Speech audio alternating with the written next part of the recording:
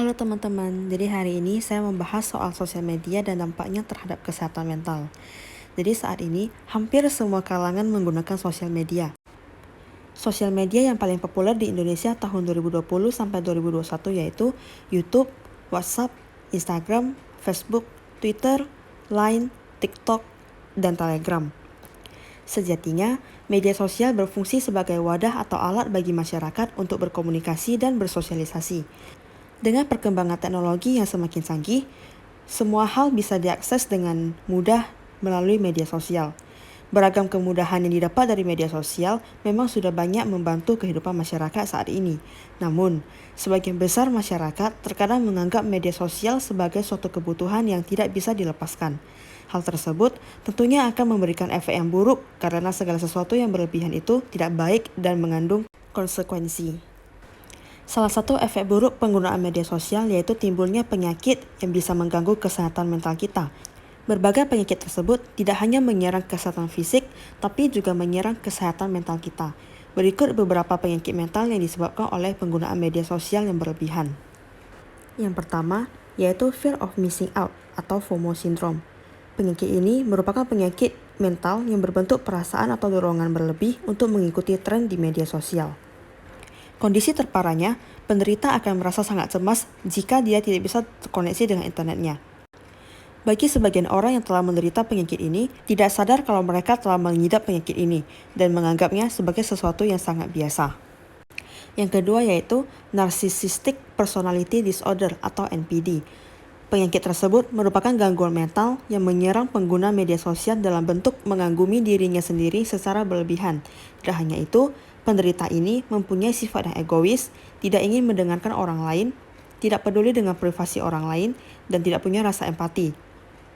Parahnya, orang yang menderita penyakit ini mampu memandangi dirinya di cermin selama berjam-jam tanpa melihat kekurangan fisik maupun mental pada dirinya sendiri.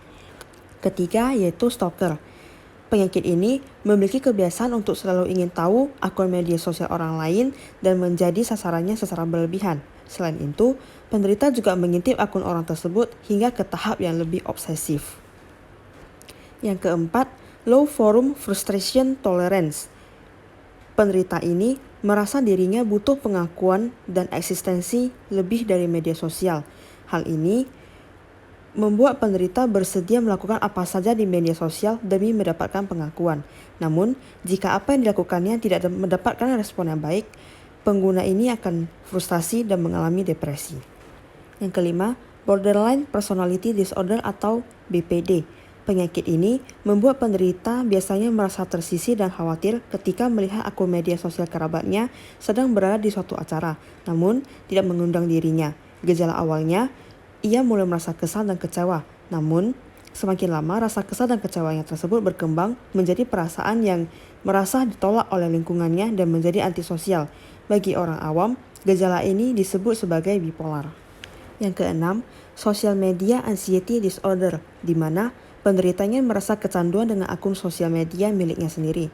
Penderita biasanya selalu mengecek akun media sosialnya kapanpun dan dimanapun mereka beraktivitas.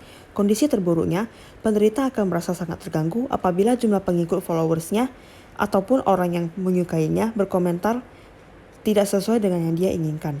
Maka dari itu, ada baiknya jika penderita ini melakukan konsultasi dengan ahli untuk menangani gangguan mental ini.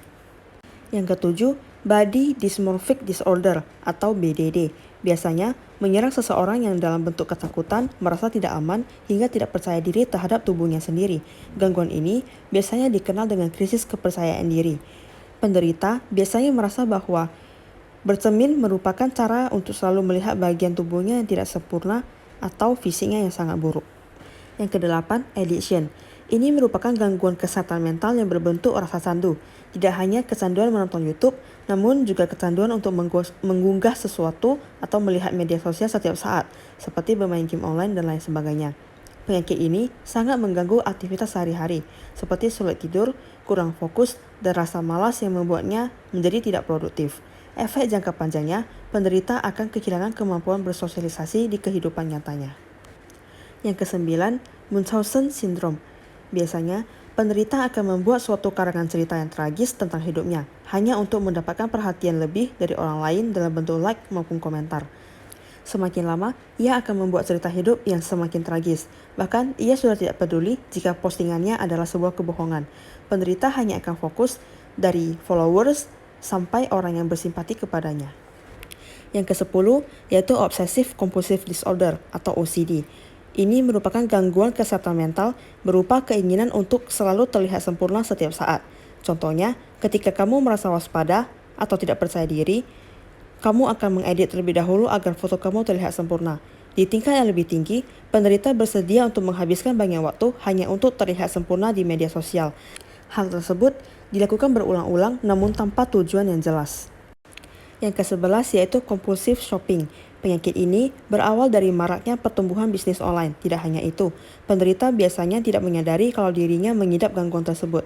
Compulsive shopping ini terbentuk dari kebiasaan berbelanja dengan mudah dan cepat melalui online shop. Hingga akhirnya, ibu jari yang biasa digunakan untuk berbelanja mengklik suatu produk dan membeli barang tersebut yang sebenarnya barang tersebut adalah tidak dibutuhkan. Yang ke-12 yaitu schizoaffective. Gangguan ini merupakan gangguan kesehatan mental yang membuat penderitanya mengalami depresi, halusinasi, gangguan mengingat, hingga bingung dengan pemikirannya sendiri. Penggunaan media sosial yang berlebihan dan tanpa dikontrol membuat penyakit ini akan menjadi semakin parah. Kondisi terburuknya, gangguan ini akan memicu penderita untuk melakukan bunuh diri dan keinginan untuk membunuh orang lain. Gangguan ke-13 yaitu Internet Asperger Syndrome. Gangguan ini biasa membuat penderita memiliki kepribadian yang berbeda di dunia nyata dan dunia maya. Apabila di dunia nyata penderita merupakan seseorang yang pendiam, tetapi di dunia maya ia akan bisa menjadi orang yang sangat bertolak belakang, seperti sangat kejam dan melontarkan kata-kata kasar dan komentar jahat di postingan orang lain. Yang ke-14 yaitu depresi. Gangguan kesehatan mental ini merupakan istilah yang menggambarkan rasa sedih dan berlebihan secara mendalam. Penderita ini akan merasa sangat tertekan secara psikologis hingga kehilangan semangat serta minat untuk beraktivitas. Tidak hanya itu, penderita ini juga akan mengalami gangguan pola tidur dan cenderung melakukan bunuh diri. Nah, beberapa penyakit media sosial tersebut wajib kamu ketahui karena bisa saja kebiasaan bermain media sosial kamu sudah berlebihan dan membuat kamu secara tidak sadar sudah terindikasi gangguan kesehatan mental. Maka dari itu, yuk mulai atur kegiatan bermain media sosial kamu. Seperti kata pepatah, segala sesuatu yang berlebihan itu tidak baik ya. Jika kamu rasa kamu sudah memiliki beberapa gejala tersebut, kamu bisa langsung berkonsultasi dengan ahli. Jangan sampai media sosial membuat kamu mengidap beberapa penyakit tersebut ya. Oke, demikian pembahasan dari saya. Terima kasih.